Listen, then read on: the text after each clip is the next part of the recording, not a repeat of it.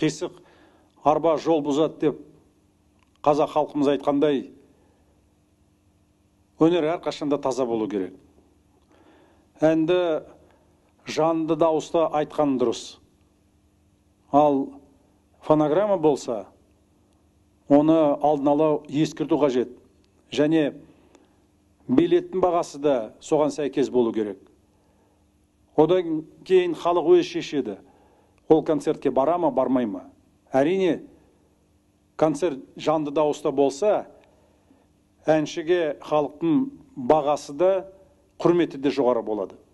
Если в правительственном варианте законопроекта обязанность информировать об использовании фонограммы была размыта между организатором и исполнителями, то депутаты четко предлагают определить, во-первых, что это обязанность организатора, во-вторых, что этот же организатор обязан информировать зрителя о том, будет ли использоваться на концерте фонограмма.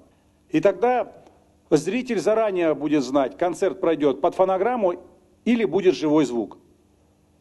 И артист должен решить, поет он вживую по одной ставке или под фонограмму, по другой, гораздо меньше. А вообще в народе недаром говорят, что за пение под фонограмму надо платить не деньгами, а их ксерокопиями.